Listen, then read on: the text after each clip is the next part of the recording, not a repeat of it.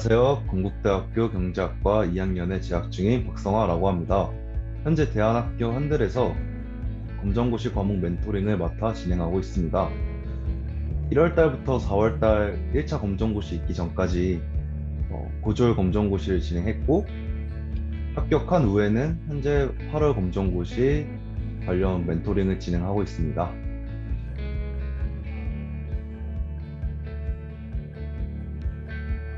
이제 아무래도 학교 밖 청소년들을 처음 접하다 보니까 어떻게 다가가야 할지 가장 고민이 많았던 것 같아요.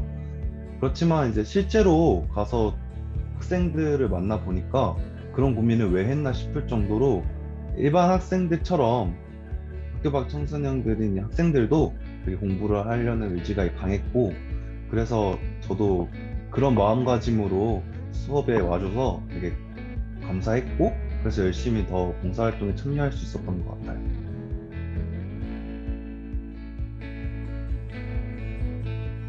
학교 측에서 저한테 고졸 검정고시 진행을 부탁을 하셨고, 특히 과목은 한국사랑 과학 위주로 부탁을 하셨어요. 근데 저는 문과다 보니까 아무래도 과학을 가르칠 수 있을 만한 정도의 실력은 부족하다고 판단을 했습니다.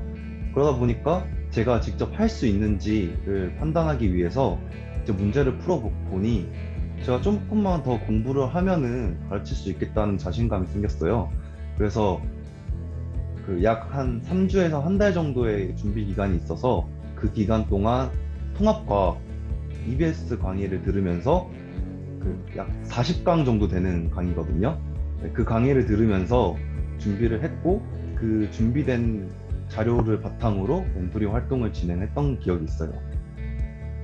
그리고 고등학교 때 공부를 하면서 모르는 것들을 쉽게 해결하지 못하고 어떻게 문제를 풀어야 되는지, 공부는 어떤 방식으로 해야 좋은지 이런 것들을 잘 배울 수 있는 환경이 아니었기 때문에 힘들었던 기억이 있어요. 그래서 이런 제 어려움을 제가 가르치는 학생이 겪지 않았으면 하는 바람에 노트 필기는 어떻게 하면 효율적으로 할 수 있는지, 선지는 어떤 원리로 구성이 되어 있는지, 또 유형에 따라서 어떻게 문제에 접근해야 되는지를 함께 고민하고 함께 멘토링을 진행했습니다.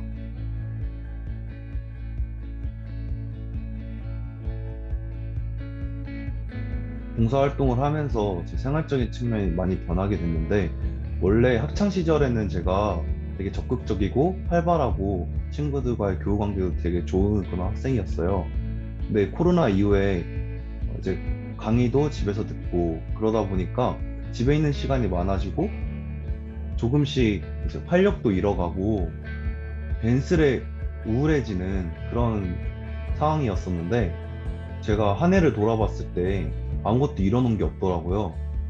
그래서 뭔가 나를 변화시키고 싶은 계기가 필요했는데 그때 마음 먹었던 게 봉사활동이었던 것 같아요. 그래서 고등학교 때 제가 다짐했었던 게 교육봉사를 꼭 하는 거였는데, 그 교육봉사를 이 동행이라는 플랫폼을 통해서 진행할 수 있어서 제 자신의 많은 그 성격도 다시 원래를 되찾은 것 같고 자신감도 얻었던 활동이었던 것 같아요.